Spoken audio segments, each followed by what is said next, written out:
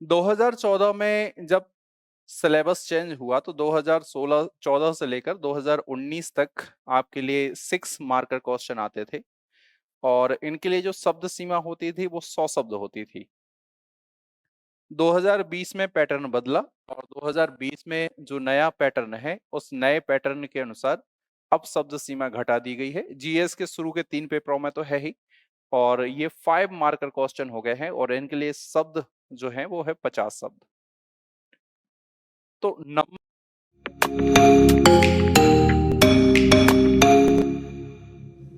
नमस्कार दोस्तों, श्री वेदांत एकेडमी की ऑफिशियल ऑनलाइन क्लासेस में आप सभी का स्वागत है। पिछली क्लासेस से हम मेंस की आंसर राइटिंग की प्रैक्टिस कर रहे थे और उसी श्रृंखला को आगे बढ़ाते हुए आज की क्लास में हम 5 मार्कर क्वेश्चन के आंसर राइटिंग को समझेंगे, उसके पैटर्न को समझेंगे और लिखने का एक अच्छा और सही तरीका क्या होना चाहिए उसको हम समझेंगे।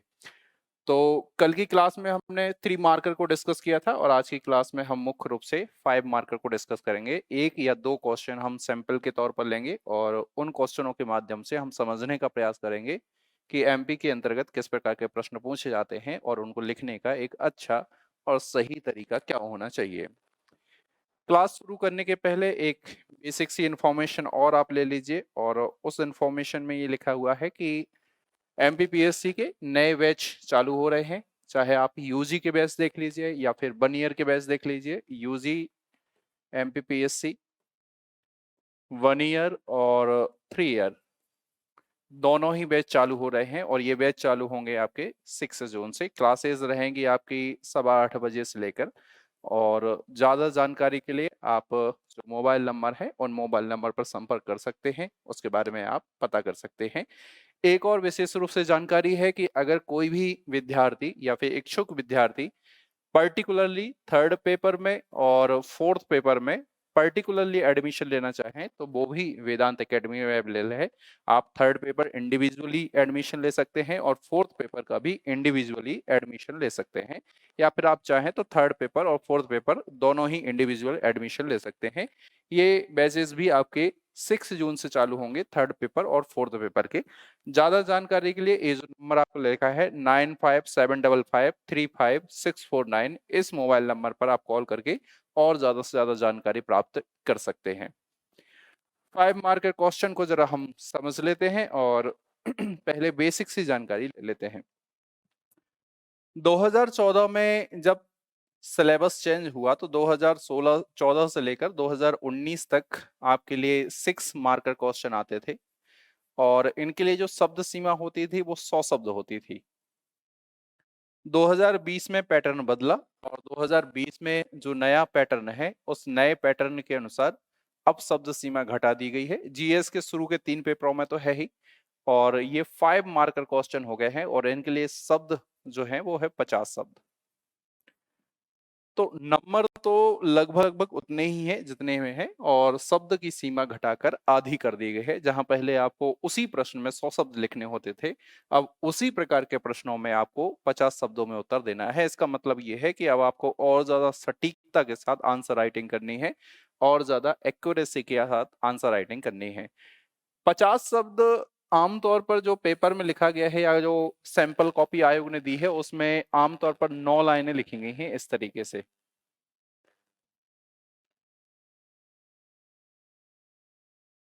इस तरीके से 9 लाइनें आपके लिए लिखी गई हैं। हिंदी मीडियम वालों के लिए एक नुकसान ये है कि आपके लिए सही नहीं माना जाता कि इस 9वीं लाइन के नीचे आप लिखिए, क्योंकि इस जस्ट बाद इसके क्वेश्चन शुरू हो जाता है तो वो कॉपी आपकी देखने में आकर्षक लगती नहीं है। इसलिए विशेष रूप से हिंदी मीडियम वालों को ये ध्यान रखना होता है कि उनके लिए लिखने के लिए 8 ही लाइनें दी गई हैं। आयोग ये मान के चलता है कि हमने 9 लाइन दी हैं और हर लाइन में अगर विद्यार्थी 5 से 6 शब्द भी लिखेगा तो भी उसकी वर्ड लिमिट बढ़ जाएगी, मतलब पूरी हो जाएगी वर्ड लिमिट। लेकिन हम एक लाइन में ज्यादा से ज्यादा 7 या 8 शब्दों को लिखते हैं तो हमारी वर्ड लिमिट कभी कभी ऊपर भी चली जाती है। तो मेरे हिसाब से अगर आप देखेंगे तो आपकी आंसर राइटिंग करने के लिए 8 लाइनें बहुत सफिशिएंट है। 8 में अगर आप 6 शब्द भी लिखते हैं तो ये 48 तक आता है और अगर ज्यादा से ज्यादा 7 शब्द लिखेंगे तो इनकी संख्या 56 तक पहुंच जाएगी। कल की क्लास में हमने एक बात और डिस्कस की थी कि आप चाहो तो जितनी भी वर्ड लिमिट दी है उसका प्लस माइनस 10% कर सकते हो। ±10% कहने का मतलब होता है 50 का 10% अगर करोगे तो वो 5 आएगा। इसका मतलब है आपकी रेंज 45 से लेकर 55 वर्ड तक होगी। 50 शब्दों में आपको आंसर लिखना है, इसका मतलब है कि कम से कम 45 शब्द होने चाहिए और ज्यादा से ज्यादा आपके 55 शब्द होने चाहिए आंसर राइटिंग के पॉइंट ऑफ व्यू से अगर आप देखेंगे तो। अब दूसरी बात ये समझने के बाद अगली महत्वपूर्ण बात इसमें आपको ये समझना है कि 50 शब्द में अगर हमसे प्रश्न पूछा गया है तो उसमें हम क्या लिखें क्या ना लिखें। इस बात को समझ लेना बेहद जरूरी है कि 50 शब्द में क्या लिखना चाहिए और क्या नहीं लिखना चाहिए। XYZ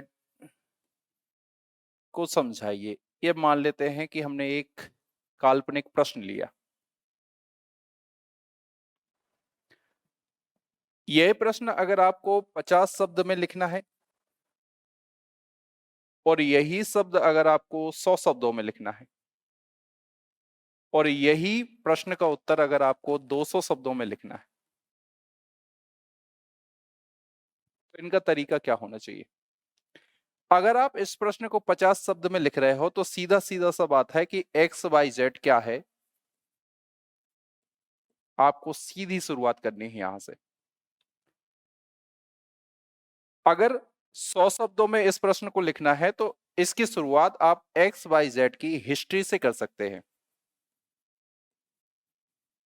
संक्षिप्त रूप से इसका इतिहास आप बता सकते हैं, ओरिजिन इसके बारे में बता सकते हैं। सेम 200 शब्दों में अगर आपको लिखना है तो सेम चीज यहां पर भी करोगे।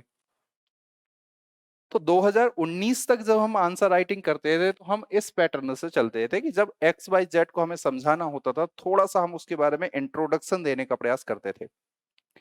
लेकिन अब आपके पास इतने शब्द हैं ही नहीं कि आप इंट्रोडक्शन के बारे में समझाएंगे, क्योंकि बात केवल इतनी है कि जो प्रश्न में हमसे पूछा गया है अगर वो हम नहीं बता पाएंगे या वो हम आधा अधूरा बताएंगे तो हमें नंबर मिलेंगे किस पे। जो पूछा गया है वो हमने या तो लिखा ही नहीं है या फिर जब हम लिखने बैठे तो हमारी लाइनें खत्म हो गई और हमने शुरुआती समय में वो बता दिया है जो हमसे पूछा ही नहीं गया है। तो क्या एग्जामिनर या फिर चेक करने वाला आपको उस चीज पर नंबर देगा जो प्रश्न में पूछा ही नहीं गया है। इसलिए आपको इस बात का आपको विशेष रूप से ध्यान रखना है कि 50 शब्दों की सीमा में आपको कोई भूमिका कोई निष्कर्ष बनाने की आवश्यकता है ही नहीं। सीधा सीधा जो पूछा गया है एग्जैक्टली आपको वही बताना है। अगर आप भूमिका बनाना भी चाहें और उस भूमिका को अगर आप एक लाइन में समेट पा रहे हैं तो वो वेल एंड गुड है। इसका मतलब है कि वो भूमिका चपकी चल जाएगी। लेकिन अगर आप चाह रहे हो कि वो भूमिका हम 3 से 4 लाइनों में लिखें तो आपके पास लाइन उत्तर लिखने के लिए बचेगी ही नहीं।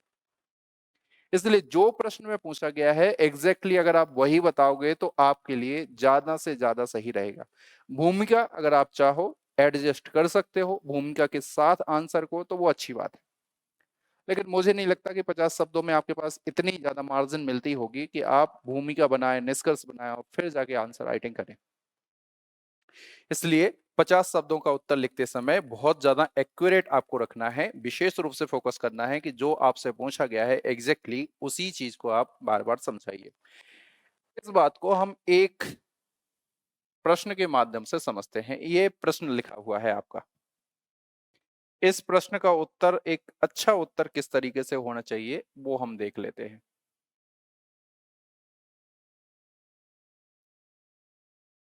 ठीक है, ये वर्ष 2020 में पूछा गया आपसे प्रश्न पूछ रहा है। MPPSC मेंस 2020 में ये प्रश्न पूछा गया था, 5 नंबर में पूछा गया था, इसलिए हम सीधे सीधे उसी प्रश्नों को लेते हैं। अगर आप देखेंगे तो वर्ष 2011 में ये 100 शब्दों के अंतर्गत भी पूछा गया था या ज्यादा शब्दों के अंतर्गत पूछा गया था, उसी को कम करके उन्होंने 50 शब्दों में लिख दिया है। प्रश्न है मध्य प्रदेश में कोयला संसाधन का भौतिक वितरण क्या है, what is the geographical distribution of coal resources in MP। जब भी आप प्रश्न को पढ़ेंगे तो प्रश्न को पढ़ते समय आपको सबसे पहली आवश्यकता इस बात पर होनी चाहिए कि प्रश्न में आखिरकार हमसे पूछा क्या जा रहा है। क्योंकि जब तक आप ये नहीं समझ पाएंगे कि प्रश्न में हमसे क्या पूछ रहा है या प्रश्न की डिमांड क्या है तो फिर आप एग्जैक्टली वो उत्तर लिख पाने में सक्षम नहीं हो पाएंगे। इसलिए बेहद जरूरी है कि जो प्रश्न में पूछा गया है सबसे पहले आप उस बात को समझें। जैसे कि इस प्रश्न में अगर आप देखेंगे तो इस प्रश्न में आपसे क्या पूछा जा रहा है? प्रश्न में पूछा जा रहा है कि मध्य प्रदेश में जो कोयला संसाधन है उसका भौगोलिक वितरण क्या है। और भौगोलिक वितरण कहने का मतलब है एग्जामिनर केवल और केवल आपसे यह जानना चाह रहा है कि मध्य प्रदेश में कोयला कहां कहां मिलता है। मध्य प्रदेश में कोयला कैसा मिलता है, कितना मिलता है, कितना उत्पादन हो रहा है, इसके बारे में आमतौर पर एग्जामिनर जानना नहीं चाह रहा।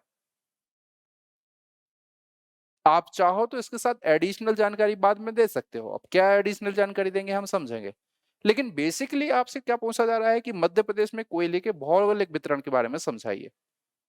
और भौगोलिक वितरण कहने का मतलब है कोयला कहां कहां मिलता है, ये आपको पहले प्रारंभिक रूप से समझाना है। पहले आप इस चीज की डिमांड कर दीजिए। अगर 50 शब्दों में आपने इस चीज की डिमांड की पूरा कर दिया और फिर बाकी शब्द बचे तो आप दूसरी इंफॉर्मेशन दे सकते हैं। शुरुआत किस तरीके करेंगे?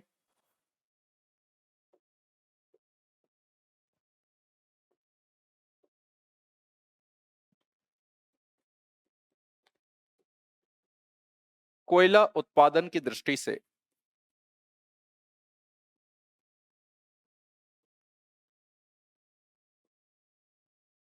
मध्य प्रदेश का देश में स्थान तृतीय है। मैंने भूमिका इसलिए बनाई है क्योंकि मैं इस भूमिका को एक लाइन में समेट पा रहा हूं। राज्य में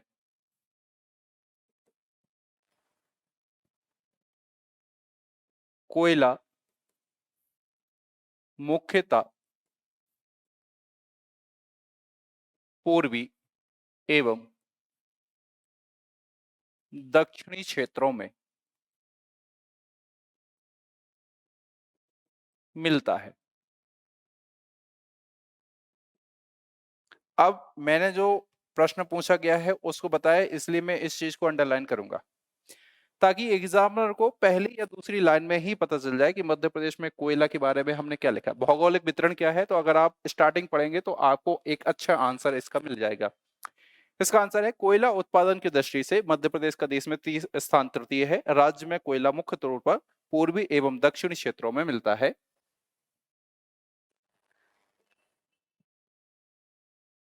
जिनका विवरण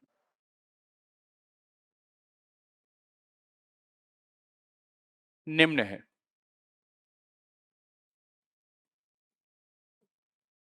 अब जब मैं इसको लिखूंगा तो मैं चाहूंगा कि मैं एक छोटा सा डायग्राम बनाऊं और छोटे से डायग्राम के माध्यम से इस चीज को और अच्छे से एक्सप्लेन कर सकूं। मैं यहाँ पर एक डायग्राम बनाऊंगा। डायग्राम की एक विशेषता ये है कि डायग्राम कभी भी ना तो बिल्कुल शुरू में बनाया जा सकता है और ना ही कहीं बिल्कुल अंत में। डायग्राम हमेशा बीच में ही बनता है। इसलिए इस बात को भी आप विशेष तौर पर याद रखिएगा कि डायग्राम आपको ना तो शुरू में बनाना है ना ही अंत में बनाना है। इस तरीके से आप संक्षिप्त रूप से बता दीजिए। पूर्वी एवं दक्षिणी भागों में मिलता है, इसलिए कोयले को आप इस तरीके से यहाँ पर रेफरेंस कर सकते हैं। एक मध्य प्रदेश का ये पूर्वी भाग हो जाएगा, एक मध्य प्रदेश का ये दक्षिणी भाग हो जाएगा।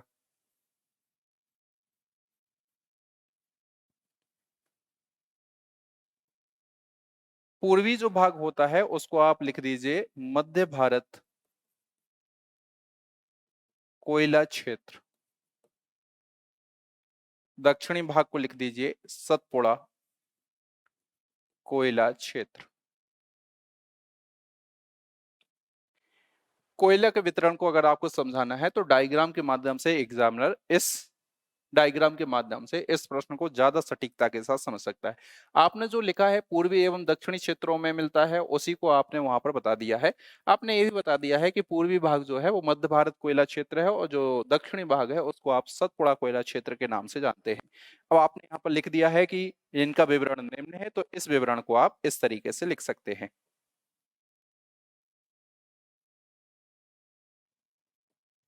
यहाँ लिखिए आप मध्य भारत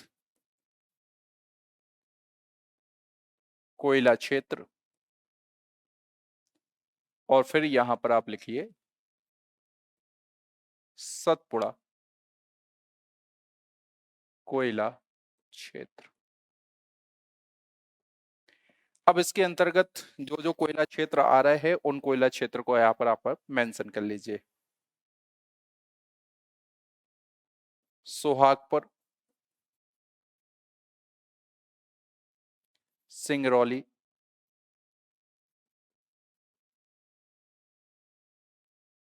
उमरिया, कोरार घाटी और जोहिला।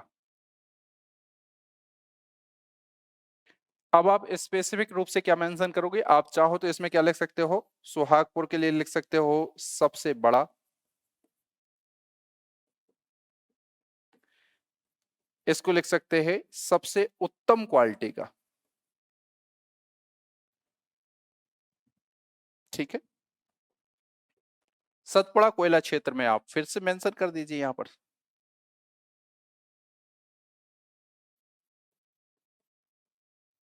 शाहपुर तवा, मोहपानी,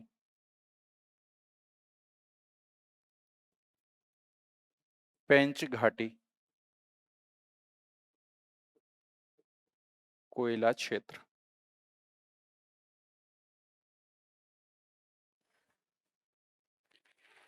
अगर आप मुझसे पूछेंगे तो मैं इसका एक अच्छा उत्तर, मतलब मेरे जहन में जो इसका सबसे अच्छा उत्तर आता है वो इस तरीके से है।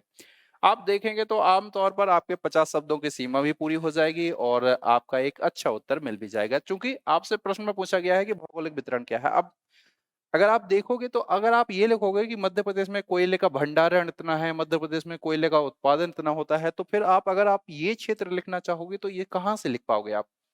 या तो फिर आपको हौस पौस करना पड़ेगा उसमें से, जिसमें देखने के लिए आपकी कॉपी बहुत सुंदर दिखेगी नहीं, एग्जामिनर को आकर्षक लगेगी नहीं। इसलिए आपका उत्तर बहुत ही इंप्रेसिव होना चाहिए, आपका जो प्रेजेंटेशन है बहुत अच्छा होना चाहिए। और प्रेजेंटेशन करने के लिए सबसे ज्यादा जरूरी होता है कि प्रश्न में आपसे क्या पूछा गया है उसके अकॉर्डिंग आप उत्तर दीजिए। अब देखिए, अब प्रश्न पढ़िए आप जरा। प्रश्न है, मध्य प्रदेश में कोयला संसाधन का भौगोलिक वितरण क्या है? इसका मतलब है कहाँ कहाँ मिलता है ये बताना है। आपने क्या लिखा? कोयला उत्पादन की दृष्टि से मध्य प्रदेश देश में स्थान तृतीय है। राज्य में कोयला मुख्यतः पूर्वी एवं दक्षिणी क्षेत्रों में मिलता है, जिनका विवरण निम्न है। मध्य भारत कोयला क्षेत्र, जिसमें सोहागपुर सबसे बड़ा, सिंगरौली सबसे उत्तम क्वालिटी का, उमरिया कोयला क्षेत्र, कोरार घाटी कोयला क्षेत्र और जोहिला कोयला क्षेत्र। दूसरा कोयला क्षेत्र है सतपुड़ा कोयला क्षेत्र, शाहपुर तबा कोयला क्षेत्र, मोहपानी कोयला क्षेत्र, पेंच घाटी कोयला क्षेत्र। एक आध नाम और है तो आप इसमें ऐड कर सकते हैं। जब एग्जाम में ये डायग्राम देखेगा तो उसको भौगोलिक क्षेत्र के बारे में पता चल जाएगा कि मध्य प्रदेश का ये जो पूर्वी भाग है यहाँ मिलता है और मध्य प्रदेश का जो दक्षिणी भाग है यहाँ पर मिलता है। तो एक अच्छी आंसर राइटिंग है और मुझे लगता है ऐसा कि अगर वो इस प्रकार के प्रश्न को पढ़ेगा और प्रश्न के बाद इस तरीके के अगर उत्तर को पढ़ेगा तो उसको मैच कर जाएगा, दोनों की प्रासंगिकता जम जाएगी। अगर आप ये लिख रहे हो, जैसे प्रश्न पूछा कि मध्य प्रदेश में कोयले का भौगोलिक वितरण क्या है, आप लिख रहे हो देश में स्थान तृतीय है, मध्य प्रदेश में लगभग 29,000 मिलियन टन कोयले का भंडारण है, 961 लाख टन कोयले का उत्पादन 2022-23 में हुआ है। इससे एग्जामिनर को क्या मतलब? प्रश्न में ये पूछा ही नहीं गया है, और ये जब पूछा ही नहीं गया है तो आपने यहां तक लाइनें भर दी। जब आपने यहां तक लाइनें भर दी तो आप फिर इन चीजों को एडजस्ट करोगे। तो जो मेन है उसको एडजस्ट करने की बजाय उसको सबसे अच्छे तरीके से रिप्रेजेंट करिए 50 शब्द में। अगर आप शब्द भी यहां पर गिनेंगे तो शब्दों की संख्या आपको वही 45 से 55 के आसपास मिलेगी। और अगर शब्द आपके ज्यादा से ज्यादा 55 से कुछ ऊपर भी चले जाते हैं तो एग्जामिनर उतना माइंड नहीं करता है। एग्जामिनर कोई ऐसा गिनने नहीं बैठता है 1 2 3 4 5 6 7 8, ऐसी कोई काउंटिंग नहीं करता। एग्जामिनर इतना अनुभवी हो जाता है कि उसको समझ में आ जाता है कि इन्हें अनुशासन का पालन किया या फिर नहीं किया। तो इस तरीके से आप मध्य प्रदेश में कोयला संसाधन के भौतिक वितरण को समझा पाएंगे। तो 5 नंबर में विशेष तौर पर आपको ध्यान रखना है, एक ही बात ध्यान रखनी है, जो पूछा गया है एग्जैक्टली उसी चीज का आपको जवाब देना है। आपके पास इतनी मार्जिन नहीं है कि आप भूमिका बना सको या फिर उसका निष्कर्ष लिख सके। तो पहली बात इस बात को समझना है कि क्या जो पूछा जा रहा है हम एग्जैक्टली उसी चीज को समझा रहे हैं या फिर दूसरी चीज को समझा रहे हैं। तो जो पूछा गया है अगर केवल उसी चीज को समझा रहे हैं तो आप एक बहुत अच्छी आंसर राइटिंग कर रहे हैं और एग्जामिनर को केवल इसी चीज से मतलब होगा। एक प्रश्न ये है, आप चाहो तो इस प्रश्न को होमवर्क के तौर पर ले सकते हो और उसी पैटर्न में आप लिखने का प्रयास कर लीजिए जिस पैटर्न में हमने डिस्कस किया है। और जब आप प्रैक्टिस लगाएंगे या फिर जहां भी आप प्रैक्टिस क्वेश्चन पेपर लगा रहे होंगे तो उनकी प्रैक्टिस अगर आप करोगे तो और ज्यादा इस चीज का आप अभ्यस्त हो जाएंगे और अच्छे से आंसर राइटिंग आपकी आ जाएगी। जैसा दूसरा क्वेश्चन है 5 नंबर में, वैसे तो ये क्वेश्चन बहुत बड़ा है, 100 शब्दों में लिखोगे तब जाके आप बहुत अच्छे तरीके से कर पाओगे, लेकिन गागर में सागर भरना इतना आसान काम थोड़ी है। जो भर देता है वो आगे निकल जाता है, अधिकारी बन जाता है, जो नहीं भर पाता है वो तमाम प्रकार के बहाने बनाता है। तो बहाने केवल उन्हीं लोगों के लिए है जो उन चीजों को नहीं कर पा रहे हैं, वो दूसरों पर दोष देते हैं। ये मनोविज्ञान के अंतर्गत एक साधारण सी अवधारणा ही है। चंबल नदी घाटी परियोजना को समझाइए 5 नंबर में अगर आपसे पूछा जाए तो आप क्या करेंगे, इसमें भूमिका किस तरीके से बनाएंगे? चूंकि आपसे प्रश्न पूछा गया है कि चंबल नदी घाटी परियोजना के बारे में हमको बताना है, तो इसका मतलब यह है कि चंबल नदी घाटी परियोजना से जुड़े हुए जितने भी तथ्य हैं उन सभी तथ्यों को आपको मुख्य रूप से प्रेजेंट करना है। और तथ्य कहने का मतलब क्या होता है?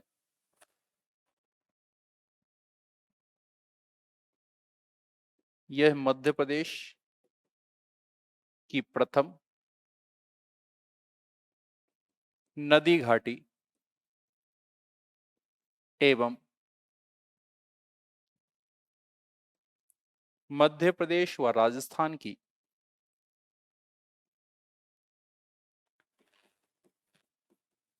50-50% वाली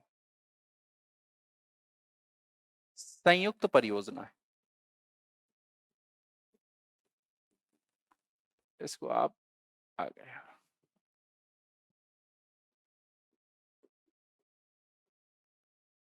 आपने एक लाइन में कितने सारे फैक्ट दे दिए? मध्य प्रदेश की प्रथम नदी घाटी परियोजना, मध्य प्रदेश एवं राजस्थान की संयुक्त परियोजना, और दोनों का हिस्सा जो होता है वो 50-50% होता है। अब आपको इतने सारे फैक्ट देने के बाद आप बता सकते हो कि यह नदी घाटी परियोजना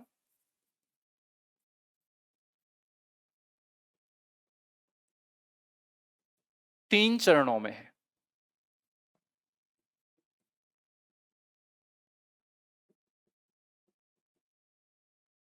आप चाहो तो 3 चरण को अंडरलाइन कर दीजिए। पहला, गांधी सागर मंदसौर। इसके बारे में विवरण दे दीजिए। क्या विवरण देंगे आप? सिंचाई एवं विद्युत परियोजना,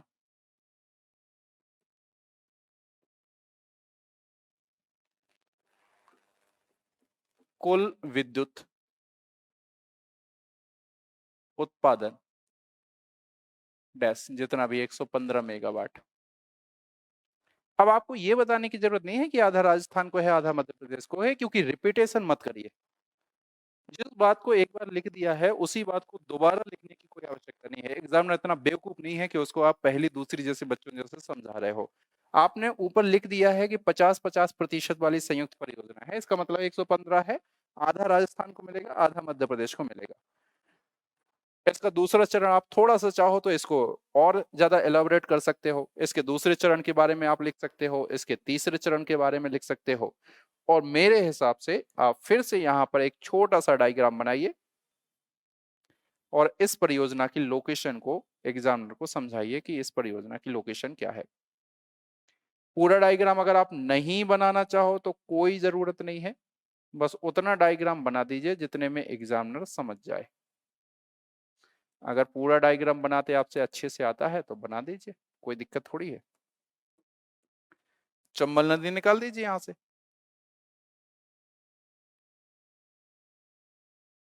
लिख दीजिए चंबल रिवर,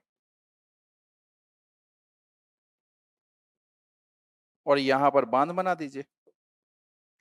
पहला बांध मंदसौर में गांधी सागर, दूसरा बांध चित्तौड़गढ़ में राणा प्रताप सागर, तीसरा बांध कोटा में जवाहर। ठीक है, तो इस तरीके से आप लिख दीजिए। जो नंबरिंग आपने यहाँ पर की है वही नंबरिंग आप यहाँ पर कर दीजिए, 1 2 3 नंबरिंग हो, ठीक है। यहाँ पर 2-3 नाम लिख दीजिए। इस तरीके से आप आसानी के साथ दे सकते हैं। आप चाहो तो आपके पास जगह बच रही है, आप थोड़ी-सी और जानकारी इसके अंतर्गत दे सकते हो, 3-4 लाइनों में दे सकते हो। तो 50 शब्दों में आम तौर पर आपको उसी चीज के बारे में लिखना है जो आपसे पूछा गया है। अगर आप अनावश्यक बातें करेंगे तो एग्जामिनर उस अनावश्यक बातों के लिए आपको नंबर नहीं देगा। तो 5 नंबर के जो प्रश्न हैं उन 5 नंबर के प्रश्नों में आपको बहुत ज्यादा एक्यूरेट रहना पड़ेगा। आपको इस बात की प्रैक्टिस शुरू से ही करनी पड़ेगी कि जो हमसे पूछा जा रहा है क्या हम उसी के बारे में जवाब दे रहे हैं या कहीं हम अनावश्यक बातों के बारे में जवाब दे रहे हैं। आप चंबल नदी घाटी परियोजना को समझाइए तो इसका मतलब है कि आपको सारी सारी चीजें समझानी पड़ेंगी। अगर आपने यहाँ पर दूसरा लिख दिया गांधी सागर जवाहर सागर तो आप नीचे लिख दीजिए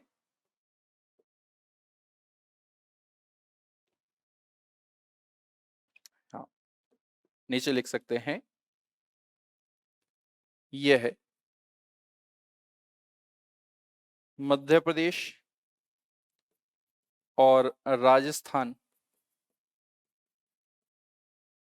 की मुख्यतः सिंचाई परियोजना है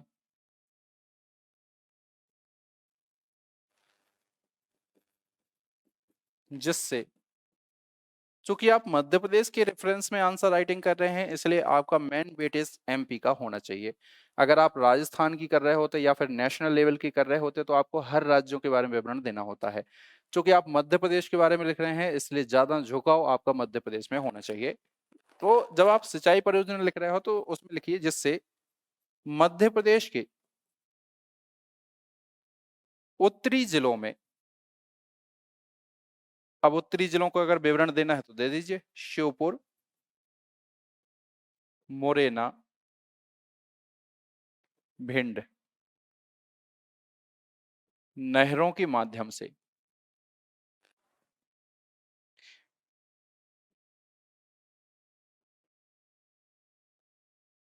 सिंचाई होती है।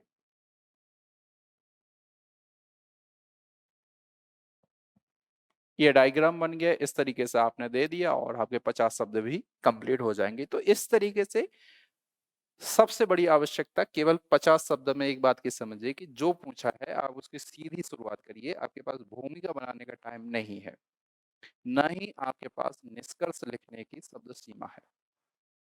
तो जब है ही नहीं तो कुछ मत करिए, सीधा सीधा जो पूछा गया है वो कर दीजिए। और अगर डायग्राम बन सकता है तो कोशिश करिए कि एक छोटा सा डायग्राम बना के उस चीज को समझा सके। वो आपके आंसर राइटिंग में 4 चांद लगा देता है। अनावश्यक रूप से मत डायग्राम बनाइए, लेकिन जहां आपको लग रहा है कि नेसेसिटी है यहाँ पर डायग्राम बनाया जा सकता है, खासकर ज्योग्राफी के अंतर्गत तो बनाइए ही। उस चीज को डायग्राम के माध्यम से अगर आप एक्सप्लेन करेंगे तो बहुत अच्छी आंसर राइटिंग हो जाएगी। जैसे मैंने यहाँ पर डायग्राम बनाया, जैसे मैंने यहाँ पर डायग्राम बनाया, तो ये एक अच्छी आंसर राइटिंग होती है और देखने में भी आपकी कॉपी बहुत ज्यादा आकर्षक प्रतीत होती है। तो इस तरीके से ये 5 मार्कर लिखने का एक तरीका हो सकता है। कल की क्लास में हम 11 मार्कर्स के बारे में समझेंगे और आगे जैसे बढ़ेंगे इनकी प्रैक्टिस हम करते चलेंगे। मिलते हैं कल की क्लास में। धन्यवाद।